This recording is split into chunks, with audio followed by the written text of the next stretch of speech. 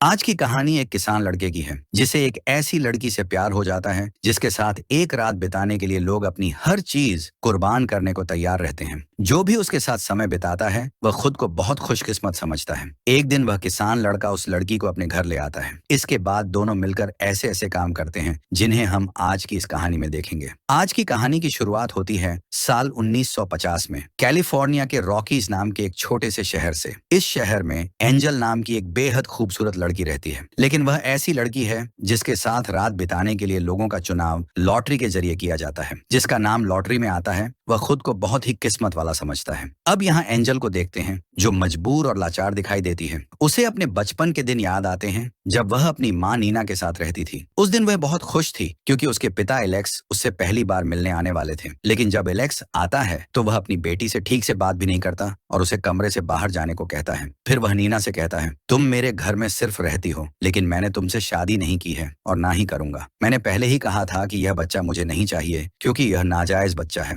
ये सुनकर नीना गुस्से में भड़क जाती है। एलेक्स भी गुस्से में आकर नीना को बहुत मारता है और फिर वहां से चला जाता है। ये सब एंजल ने बाहर से सुन लिया था। अपने पिता का यह रूप देखकर वह फूट फूट कर रोने लगती है। फिर उसकी माँ बाहर आकर उसे समझाती है, इसमें तुम्हारी कोई गलती नहीं है। मैं इस दुनिया में सबसे ज्यादा प्यार तुमसे करती हूँ। कुछ दिन बाद नीना को एलेक्स से एक खत मिलता है जिसमें लिखा होता है कि उसने उनके लिए सभी रास्ते बंद कर दिए हैं। उसने घर भी बेच दिया है और उनसे कभी न मिलने का फैसला कर लिया है। इसके बाद नीना अपनी बेटी को लेकर घर छोड़ देती है। अपना गुजारा करने के लिए वह अपने सारे गहने बेचने के लिए जॉन नाम के एक आदमी के पास जाती है। लेकिन जॉन कहता है, ये गहने नकली हैं जिनकी कोई कीमत नहीं है, लेकिन तुम खुद बहुत कीमती हो। अगर तुम मेरे लिए काम करोगी तो तुम्हें पैसे भी मिलेंगे और यहाँ रहने की जगह भी मिल जाएगी। नीना अपनी मजबूरी की वजह से जॉन की बात मान लेती है। इसके बाद जॉन सबसे पहले नीना के साथ जबरदस्ती नजदीकी बढ़ाता है और फिर उसे काम पर लगा देता है ताकि वे दोनों पैसे कमा सकें। लेकिन कुछ ही दिनों बाद नीना को एक गंभीर बीमारी हो जाती है और कुछ दिनों में उसकी मौत हो जाती है। अपनी माँ को इस हालत में मरते देख एंजल बहुत रोती है, लेकिन वह खुद भी बेसहारा थी। अब आगे यह देखना है कि एंजल कैसे शहर के लोगों के बीच एक महंगी लड़की बनती है। अब कहानी वर्तमान में आती है जहाँ माइकल नाम का एक किसान दिखता है। वह अपने खेतों का सारा काम अकेले करता है।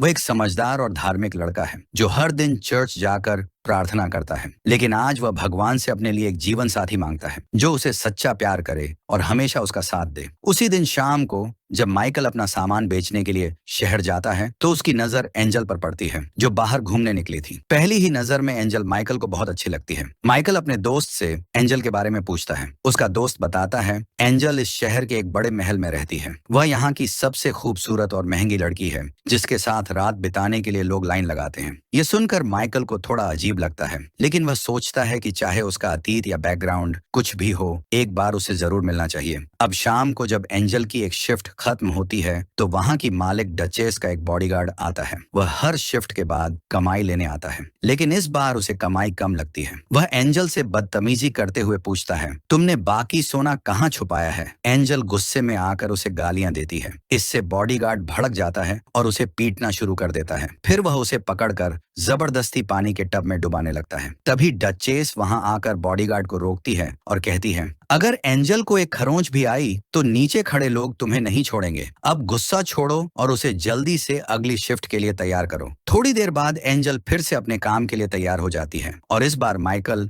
उससे मिलने आता है। एंजल उससे पूछती है, मैं तुम्हें कैसे खुश कर सकती हूँ? तो माइकल जवाब देता है, मैं तुमसे सिर्फ बात करने आया हूँ। मैं दूसरों की तरह नहीं हूँ। मैं एक किसान हूँ और अपने फार्म पर काम करता हूँ। इसके बाद माइकल एंजल को शादी का प्रपोजल करता है। ये सुनकर एंजल हंस पड़ती है और कहती है, ये इस हफ्ते का 5वां प्रपोजल है। मेरे पास ऐसे कई लोग आते हैं जो मीठी मीठी बातें करते हैं। माइकल का समय खत्म हो जाता है और एंजल उसे रूम से बाहर निकाल देती है। लेकिन अगले दिन माइकल 2 गुना पैसे देकर एंजल से फिर मिलने आता है। वह एंजल से कहता है, मुझे पहली नजर में ही तुमसे प्यार हो गया था। मैं चाहता हूँ कि तुम मेरे साथ चलो। हम शादी करेंगे और हमेशा साथ रहेंगे। एंजल माइकल की बातों को सीरियसली नहीं लेती और कहती है, तुम अपना पैसा और समय दोनों बर्बाद कर रहे हो, इसलिए मेरे पास आओ, अपना काम खत्म करो और यहाँ से चले जाओ। मैं कभी भी हमेशा के लिए तुम्हारी नहीं हो सकती। इतने में माइकल का समय खत्म हो जाता है और फिर से वही बॉडीगार्ड आकर माइकल को जाने के लिए कहता है। इसके बाद माइकल का दोस्त उसे समझाने की कोशिश करता है कि एंजल उसके लिए सही नहीं है, लेकिन माइकल कहता है मैं एक बार और कोशिश करना चाहता हूँ। शाम होते ही माइकल फिर से एंजल से मिलने पहुंच जाता है। इस बार वह एंजल को अच्छे से समझाने की कोशिश करता है और कहता है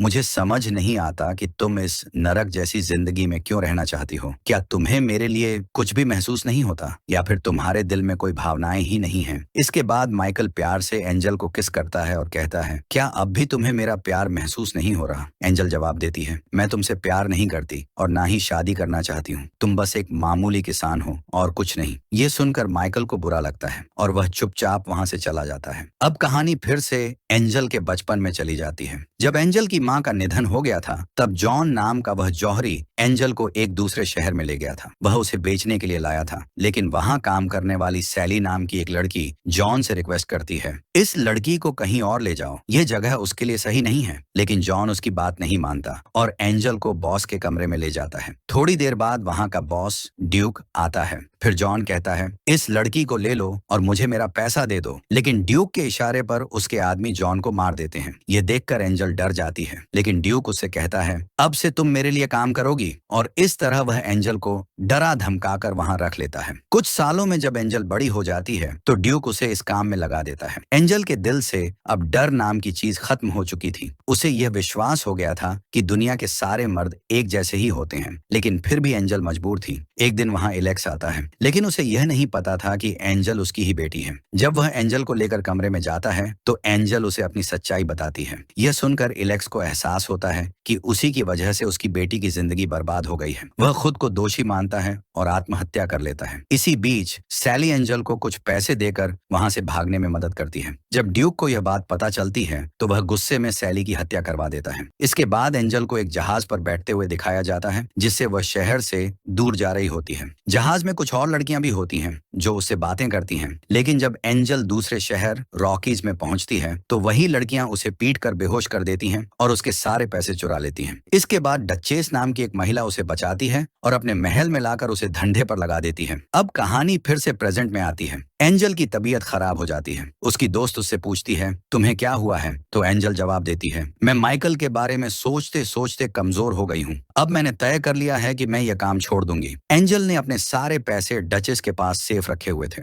वह डचेस से अपने पैसे मांगने जाती है। डचेस कहती है यहाँ से जाने के बाद तुम क्या करोगी? मैं तुम्हें यहाँ अच्छा खाना, कपड़े और रहने की जगह देती हूँ। बाहर तुम्हें क्या मिलेगा? लेकिन एंजल ने अपना मन बना लिया था। वह कहती है मुझे मेरे पैसे दे दो। ये सुनकर डचेस गुस्से में आ जाती है और कहती है मैं तुम्हें कुछ भी नहीं दूंगी। एंजल को भी गुस्सा आ जाता है और वह डचेस पर चिल्लाने लगती है। इसके बाद डचेस अपने आदमी को बुलाती है और कहती है इसको सबक सिखाओ। उसका आदमी एंजल को ले जाकर बहुत मारता है। उसी रात माइकल को सपना आता है कि एंजल के साथ कुछ बुरा हो रहा है। अगली सुबह माइकल पैलेस पहुंच जाता है और देखता है कि एंजल की हालत बहुत खराब है। उसे बहुत गुस्सा आता है और वह डचेस से कहता है अब मैं इसे यहाँ से लेकर जा रहा हूँ। लेकिन डचेस कहती है एंजल पर मेरा कर्ज है और कर्ज चुकाए बिना वह कहीं नहीं जा सकती। ये सुनकर माइकल डचेस को एंजल के कर्ज से 3 गुना ज्यादा पैसे दे देता है। फिर वह एंजल को अपनी माँ की अंगूठी देकर कहता है क्या तुम मुझसे शादी करोगी? इस पर एंजल हाँ कहती है। इसके बाद माइकल एंजल को अपने फार्म पर ले जाता है। मार की वजह से उसकी हालत बहुत खराब थी। वह माइकल से कहती है तुमने डचेस को बहुत सारे पैसे दे दिए। माइकल कहता है उसकी परवाह मत करो, मुझे बस तुम्हें उस जगह से बचाना था। लेकिन एंजल वह अंगूठी वापस कर देती है और कहती है मैं ठीक होने के बाद तुम्हारे सारे कर्ज चुका दूंगी और फिर यहाँ से चली जाऊंगी, पर मैं शादी करके किसी की गुलाम नहीं बनूंगी। माइकल ये सुनकर हंसता है और कहता है शादी करना कोई गुलामी नहीं है। फिर वह उसे पहनने के लिए कुछ कपड़े देता है। इस पर एंजल पूछती है क्या यह तुम्हारी वाइफ के हैं? माइकल कहता है ये मेरी बहन के थे, पर 1 साल पहले उसकी मौत हो गई। अब उसका पति पॉल और मैं यहाँ रहते हैं, लेकिन इस समय पॉल दूसरे शहर में है। इसके बाद एंजल उठने की कोशिश करती है, लेकिन उसकी हालत खराब होने की वजह से वह गिर जाती है। फिर माइकल उसका ख्याल रखने लगता है और इस तरह 3 हफ्ते गुजर जाते हैं। अब एंजल ठीक हो चुकी थी। अब रात के समय जब माइकल उसे देखने आता है तो एंजल उसे अपने पास बुलाती है और कहती है अब तुम्हारा कर्ज चुकाने का वक्त आ गया है, और माइकल से इंटीमेट होने के लिए कहती है। लेकिन वह मना कर देता है और कहता है मैंने तुम्हें इसीलिए नहीं बचाया था। मैं चाहता हूँ कि मेरे दिल में तुम्हारे लिए जो एहसास है वह तुम्हारे दिल में भी हो, और जब तक ऐसा नहीं होता तब तक मैं तुम्हारे करीब नहीं आऊंगा। दोनों और भी बातें करते हैं। एंजल कहती है, जब मैं छोटी थी तब मेरी माँ गॉड से बहुत प्रार्थना करती थी, लेकिन फिर भी उन्हें नरक जैसी जिंदगी मिली, इसलिए मुझे गॉड पर विश्वास नहीं है। अगली सुबह जब माइकल फार्म में काम कर रहा था तो एंजल जाकर उससे कहती है, मैं तुम्हारी बीवी वाला काम नहीं संभाल सकती, लेकिन जब तक यहाँ हूँ तुम्हारे साथ फार्म में काम कर सकती हूँ। इस पर माइकल भी मान जाता है। इसके बाद वह उसे खेती की कई चीजें सिखाता है, जैसे कि अंडे लाना, मुर्गी पालना, मछली पकड़ना और कई काम भी सिखाता है। इन सब कामों में एंजल को भी मजा आने लगता है। फिर एक रात माइकल उसे जगाकर कहता है, चलो हमें कहीं जाना है। एंजल कहती है, थोड़ी देर बाद सुबह होने वाली है, अब रात को कहाँ ले जाओगे? इसके बाद माइकल उसे एक पहाड़ी पर ले जाता है और वहां से खूबसूरत सनराइज दिखाता है और कहता है, मैं तुम्हें ऐसी ही जिंदगी देना चाहता हूँ जिसमें बहुत सारे रंग होंगे, ठीक इसी सूर्योदय की तरह। एंजल कहती है, अगर तुम मेरी जिंदगी का आधा सच भी जान लोगे तो मुझसे नफरत करने लगोगे। इस पर माइकल कहता है, वो जिंदगी तुमने नहीं चुनी थी, लेकिन अब तुम अपनी मनचाही जिंदगी चुन सकती हो। पर एंजल कहती है, मुझे पता भी नहीं कि मैं यहाँ पर क्यों हूँ। तुम मुझे अपनी बीवी तो मानते हो पर मेरे करीब नहीं आते। माइकल बताता है, मैं बस इंतजार कर रहा था तुम्हारे दिल में वह एहसास होने का। इसके बाद दोनों किस करने लगते हैं। फिर दोनों घर चले आते हैं। घर आकर माइकल पहली बार एंजल के साथ इंटीमेट हो जाता है और दोनों इस पल को बहुत एंजॉय करते हैं। अब अगले दिन फार्म में पॉल आता है और माइकल से मिलता है। पॉल अपने काम के लिए दूसरे शहर गया था और वह बहुत दिनों बाद लौटा है। दोनों एक दूसरे का हालचाल पूछते हैं और माइकल कहता है कि मैंने शादी कर ली है। इसके बाद वह जब पॉल को एंजल से मिलवाने ले जाता है तो पॉल उसे देखकर पहचान लेता है, पर इस वक्त वह कुछ भी नहीं कहता। फिर माइकल के जाने के बाद पॉल एंजल से बात करता है और कहता है, मैं अच्छे से जानता हूँ कि तुम कौन हो और किस तरह का काम करती हो। माइकल बहुत ही अच्छा लड़का है, उसे एक अच्छी बीवी मिलनी चाहिए, ना कि तुम जैसी। एंजल कहती है, वह खुद मेरे पास आया था और सब जानने के बाद ही उसने मुझे अपनाया और यह बात तुम्हें भी स्वीकार कर लेनी चाहिए। लेकिन पॉल नहीं मानता और यहाँ से माइकल के पास जाता है और एंजल के बारे में उल्टा सीधा बोलने लगता है। तो माइकल उसे एक पंच मार देता है और कहता है, अगर तुम मुझे भाई जैसा मानते हो तो एंजल को भी एक बहन जैसी माननी पड़ेगी। फिर वह सॉरी भी कहता है और समझाता है, तुम चाहो तो शहर जाकर एक नया बिजनेस शुरू कर सकते हो और पहले की तरह अच्छे से जी सकते हो। नेक्स्ट सीन में एंजल और माइकल को एक साथ देखा जाता है। माइकल कहता है, अगले दिन पॉल शहर जा रहा है और हमारे बीच जो हुआ वो भी बताता है। फिर एंजल के पास आकर कहता है, मुझे तुम्हारे साथ पूरी जिंदगी बितानी है। मैं चाहता हूँ कि हमारे बच्चे हों और हम पूरी जिंदगी खुश रहें। लेकिन एंजल मां नहीं बन सकती थी और यह बात अब तक माइकल को नहीं पता थी। अब यहाँ पर हमें एंजल का पास्ट दिखाया जाता है। एक बार वह प्रेग्नेंट हो गई थी और ऐसा फिर से न हो, इसीलिए ड्यूक ने एक डॉक्टर को बुलाया और जबरदस्ती एंजल का अबॉर्शन करवा दिया ताकि वह कभी भी मां न बन पाए। अब दूसरे दिन से एंजल फार्म के सारे काम अच्छे से करने लगती है और उसने फिशिंग करना भी सीख लिया था, क्योंकि वह कहीं न कहीं माइकल के प्यार को समझने लगी थी। पर अभी भी वह खुद को दोषी मान रही थी, क्योंकि उसके अतीत की कड़वी सच्चाई के बारे में माइकल को कुछ नहीं पता था। इसलिए वह खुद को माइकल के काबिल नहीं मान पा रही थी। फिर वो दोनों एक रास्ते से गुजरते समय कुछ लोगों को देखते हैं। वह एक फैमिली थी और उनकी माँ एलिजाबेथ प्रेग्नेंट थी। उनका अपना घर नहीं था और वह किसी दूसरी जगह रहने के लिए जा रहे थे। तो माइकल और एंजल उनका ख्याल रखने के लिए उन्हें घर ले आते हैं और उन्हें खाना देते हैं। वो उनकी बहुत शुक्रगुजार होते हैं। और उनकी मरियम नाम की एक बड़ी बेटी भी थी जो एंजल से पूछती है, तुम और माइकल कैसे मिले थे?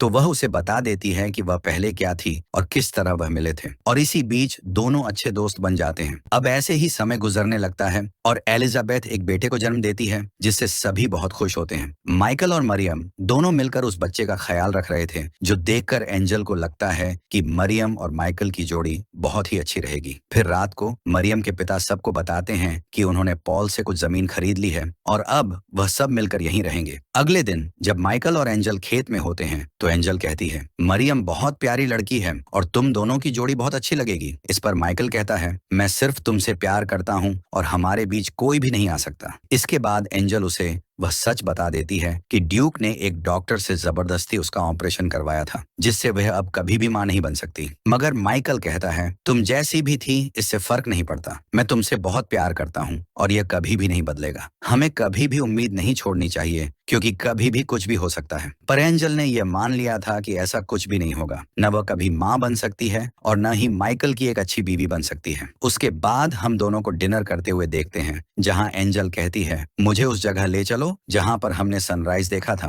फिर दोनों वहां जाकर सनसेट देखते हैं और उस पल को यादगार बनाने के लिए दोनों वहीं पर इंटीमेट हो जाते हैं। फिर अगली सुबह एंजल मरियम के लिए एक लेटर लिखती है और उसमें माइकल की अंगूठी रखकर सबके जागने से पहले एक आदमी के साथ शहर चली जाती है। इसके बाद मरियम को वो लेटर मिलती है जिसमें लिखा होता है कि माइकल और मरियम की एक खूबसूरत जोड़ी बन सकती है और वह हमेशा खुश रहेंगे। फिर मरियम वो लेटर माइकल को दिखाती है और कहती है, तुम्हें जाकर उसे रोकना चाहिए। पर माइकल कहता है, मैंने उसके लिए सब कुछ किया और उसे अपने प्यार का एहसास भी दिलाया। अब यह उसकी जिंदगी है और वापस आने का फैसला भी उसी को करना होगा। वही एंजल शहर के एक होटल में पहुंचती है और होटल के मालिक से कहती है, अगर आपको किसी कुक की जरूरत है तो मैं वह काम कर सकती हूँ, पर मुझे यहाँ रहने के लिए जगह भी चाहिए। ये सुनकर होटल के मालिक मान जाता है। अब एंजल वहाँ काम करने लगती है, लेकिन उसी दिन ड्यूक का एक आदमी उसे वहाँ काम करते हुए देख लेता है। वहीं रात को होटल में आग लग जाती है और सब कुछ जलकर राख हो जाता है। अगले दिन एंजल जले हुए सामानों को समेट रही थी, तभी उसके सामने ड्यूक आता है। ड्यूक वही आदमी है जिसने बचपन में एंजल को जॉन को मारकर अपने कब्जे में किया था। अब वह इस शहर में आकर अपना वही धंधा शुरू कर चुका था जिसके बारे में एंजल को कुछ नहीं पता था। वह एंजल से कहता है, मेरे साथ चलो, लेकिन एंजल कहती है, तुम मुझसे जबरदस्ती नहीं कर सकते। इस पर ड्यूक बताता है, कल रात होटल में मैंने ही आग लगवाई थी और अगर तुम नहीं मानोगी तो मैं इस होटल के मालिक को भी मरवा दूंगा। इसके बाद एंजल ना चाहते हुए भी उसके साथ चली जाती है, लेकिन वहां जाकर देखती है कि ड्यूक के पास दो छोटी लड़कियां हैं जिनके साथ वह भी वही काम करवा रहा है जो एंजल के साथ किया जाता था। यह देखकर एंजल कहती है, तुम बड़ी लड़कियों को संभाल नहीं सकते, इसलिए छोटी बच्चियों को लाकर उन पर जुल्म करते हो। ड्यूक उसे धमकाते हुए कहता है, अगर तुम मेरे खिलाफ गई या भागने की कोशिश की तो मैं तुम्हें मार डालूंगा। अब जल्दी से तैयार हो जाओ, मुझे तुम्हें सबके सामने ले जाकर दिखाना है। इसके बाद वह एंजल को स्टेज पर ले जाकर सबके सामने दिखाना चाहता है, लेकिन इसी बीच एंजल पहली बार गॉड से प्रार्थना करती है, अगर आप सच में हो तो उन छोटी बच्चियों के लिए ही सही मेरी मदद करो और मुझे सच बोलने की शक्ति दो। इसके बाद ड्यूक उसे स्टेज पर ले जाता है, लेकिन एंजल स्टेज पर खड़ी होकर सबको बताती है कि किस तरह से ड्यूक छोटी लड़कियों के साथ जुल्म करता है और अपनी कहानी भी बताती है। ये सुनकर ड्यूक सबको बताता है कि यह झूठ बोल रही है और फिर उसे जबरदस्ती स्टेज से एक कमरे में ले जाता है।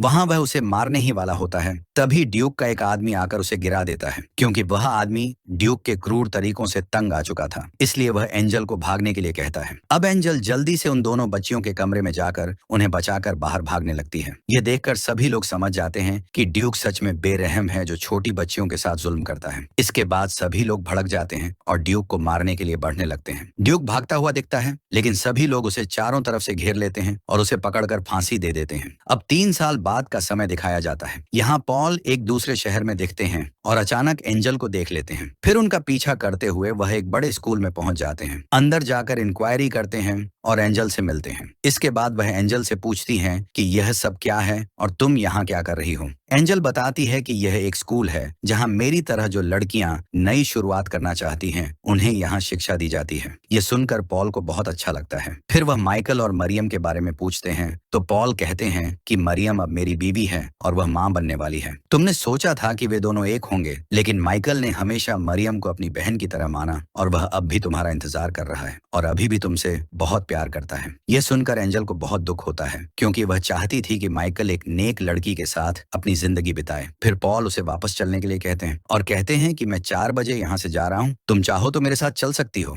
दूसरी तरफ हम माइकल को देखते हैं जो अपने खेतों में काम कर रहा होता है। तभी वह एंजल को देखता है कि वह वापस आ गई है। एंजल उसके पास आती है और अपना असली नाम बताती है कि मेरा नाम सारा है, जो मैंने आज तक किसी को भी नहीं बताया। मैं सिर्फ यह कहने आई हूँ कि मैं तुमसे बहुत प्यार करती हूँ और मैंने जो भी तुम्हारे साथ किया उसके लिए मुझे माफ कर देना। मेरी वजह से तुम्हें बहुत तकलीफ हुई है। माइकल कहता है, इन्हीं तकलीफों की वजह से हमें यह खूबसूरत पल मिला है और अब हम एक साथ हैं। फिर वह अपनी माँ की रिंग जो अब तक उसने संभाल कर रखी थी वह एंजल को दे देता है और अपनी जिंदगी में उसे वेलकम करता है। इसके बाद दोनों बहुत खुश होते हैं और एक दूसरे को किस करने लगते हैं। इसके बाद हमें कुछ सालों बाद का सीन दिखाया जाता है जहां माइकल फिशिंग कर रहा था। तभी वहां एंजल आती है और हम देखते हैं कि एंजल प्रेग्नेंट है और उनका एक छोटा सा बेटा भी है, यानी कि एंजल अब ठीक हो गई है और इसी के साथ कहानी यहीं पर खत्म होती है।